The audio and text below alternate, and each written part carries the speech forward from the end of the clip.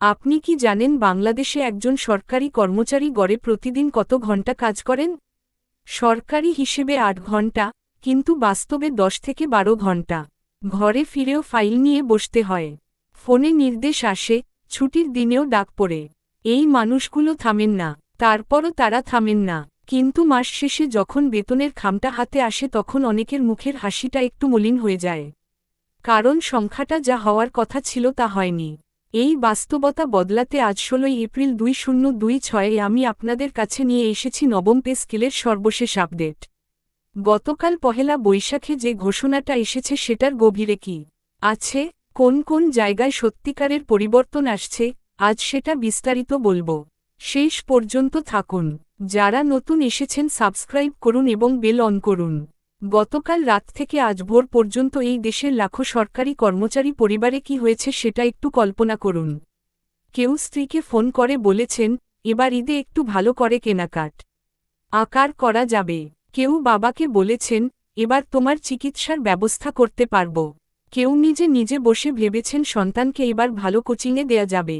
এই ছোট ছোট স্বপ্নগুলো যেগুলো অনেকদিন ধরে মাথায় আসত কিন্তু বাস্তবে রূপ দেওয়া সম্ভব হতো না, সেগুলো এখন একটু বাস্তবের কাছাকাছি এলো। এটুকুই কি যথেষ্ট নয় একটা ঐতিহাস? ই ঘোষণাকে সত্যিকারের অর্থে ঐতিহাসিক বলতে? এখন আসুন আজকের মূল প্রসঙ্গে।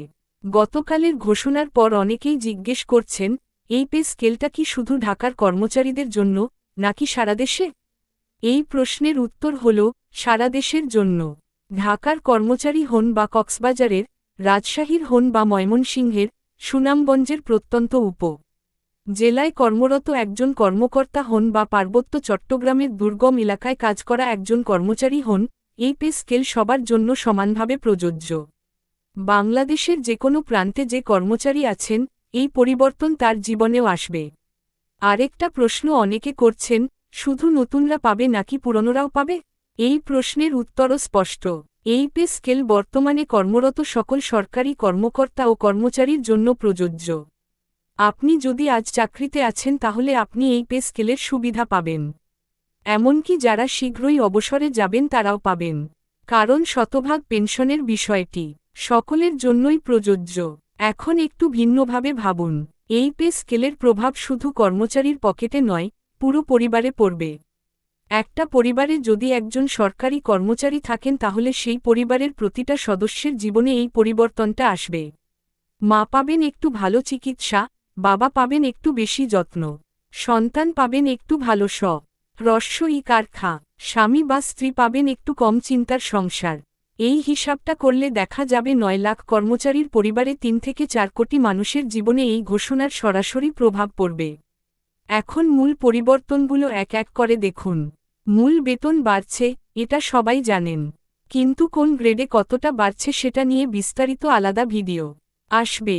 আজ বলছি মূল বিষয়গুলো। নিম্ন গ্রেড অর্থাৎ ১৫তম থেকে ২০তম গ্রেডে বৃদ্ধির হার সবচেয়ে বেশি। কারণ এই স্তরের কর্মচারীরাই সবচেয়ে বেশি কষ্টে ছিলেন। ১১তম থেকে ১৪তম গ্রেডে মধ্যম স্তরের কর্মচারীদের জন্য উল্লেখযোগ্য বৃদ্ধি। প্রথম থেকে ১০ম গ্রেডে উচ্চ পর্যায়ের কর্মকর্তাদের জন্য সম্মানজনক ও যুক্তিসঙ্গত সমন্বয়। শতভাগ পেনশন পুনর্বহাল, এটা নিয়ে একটু বিস্তারিত বলতে চাই। কিছুদিন আগেও অবসরপ্রাপ্ত কর্মচারীরা পেনশনের জন্য দপ্তরে দপ্তরে ঘুরতেন। মাসের পর মাস অপেক্ষা করতেন। সেই যন্ত্রণার পাশাপাশি ছিল পেনশনের পরিমাণ নিয়ে অনিশ্চয়। আজকের সিদ্ধান্তে শতভাগ পেনশন নিশ্চিত করা হয়েছে। মানে একজন কর্মচারী অবসরে গিয়ে যে পেনশন পাবেন সেটা হবে তার শেষ বেতনের একটি নির্দিষ্ট অনুপাতে এবং সেটা আজীবন পাবেন। এই একটি সিদ্ধান্তই লাখো অবসরপ্রাপ্ত বা অবসরের দ্বারপ্রান্তে থাকা কর্মচারীর ঘুম ফিরিয়ে দেবে। বার্ষিক ইনক্রিমেন্ট ৭%। এটা দেখতে ছোট, কিন্তু এর প্রভাব অনেক বড়। প্রতিবছর আপনার বেতন ৭% বাড়বে। চাকরির প্রথম দিন থেকে শেষ দিন পর্যন্ত এবং এই বৃদ্ধি চক্রবৃদ্ধি হারে কাজ করে। মানে প্রতিবছর আগের বছরের চেয়ে বেশি বাড়বে।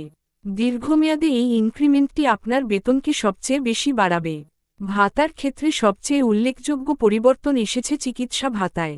বর্তমানে একজন কর্মচারী যদি সপরিবারে অসুস্থ হন তাহলে একটি মাঝারি চিকিৎসায় যে খরচ হয় তা আগের চিকিৎসা ভাতার চেয়ে অনেক বেশি ছিল। নতুন পে স্কেলে চিকিৎসা ভাতা কয়েক গুণ বেড়েছে। বাড়ি ভাড়া ভাতা এবং যাতায়াত ভাতাতেও এসেছে বাস্তবসম্মত পর কার বর্তন আর শিক্ষা সহায়তা ভাতা বৃদ্ধির ফলে সন্তানের পড়াশোনার খরচ মেটাতে কর্মচারীদের আর আগের মতো এত বেগ পেতে হবে না। আজ ১৬ এপ্রিল ২০২৬ বাস্তবায়নের কাজ শুরু হয়ে গেছে।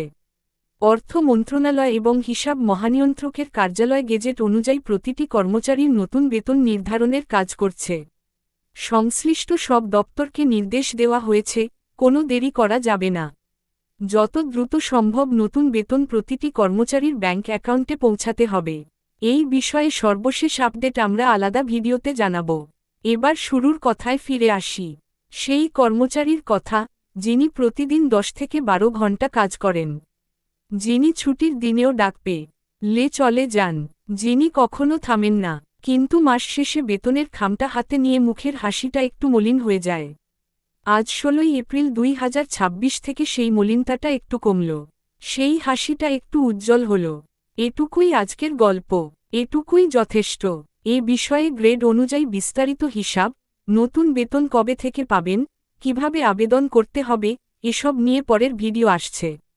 মিস না করতে চাইলে এখনই সাবস্ক্রাইব করুন এবং বেল অন রাখুন। কমেন্টে লিখুন আপনি কোন জেলা থেকে দেখছেন এবং কোন গ্রেডে আছেন। এই ভিডিওটা শেয়ার করুন। ২০